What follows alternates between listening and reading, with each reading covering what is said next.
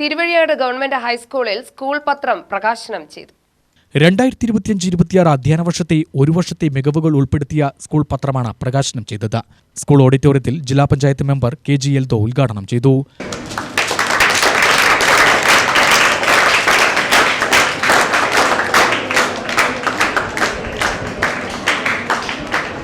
നമ്മൾ ചില മതസ്ഥാപനങ്ങളിലൊക്കെ പോകുമ്പോഴാണ് അവിടെ ഇങ്ങനെ പള്ളികളിലൊക്കെ എഴുതി വെച്ചിട്ടുണ്ടാവും, ഈ വർഷം ഇന്നതാണ്, ഈ ആഴ്ച ഇന്നതാണ് എന്നുള്ള പോലെ.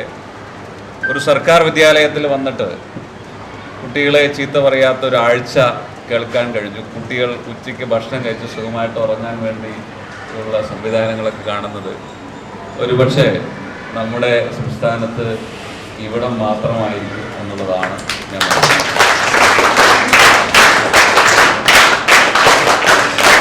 എത്ര അഭിമാനകരമായിട്ടുള്ള ഒരു അന്തരീക്ഷത്തിനകത്ത്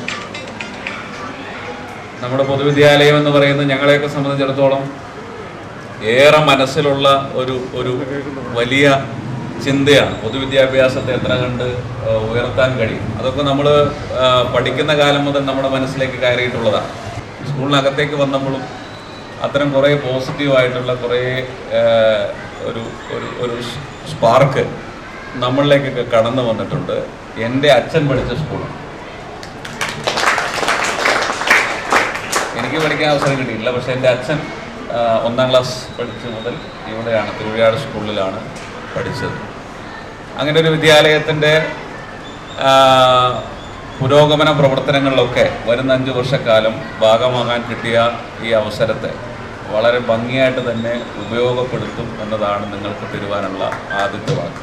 PTA പ്രസിഡന്റ് സൈനിലാബുദ്ദീൻ അധ്യക്ഷത വഹിച്ചു. പ്രധാന അധ്യാപകൻ N. രാജു, PTA അംഗം Yogesh Kumar, Binu, staff secretary P. Dinesh Kumar എന്നിവർ സംസാരിച്ചു. UTV news, Palakkad.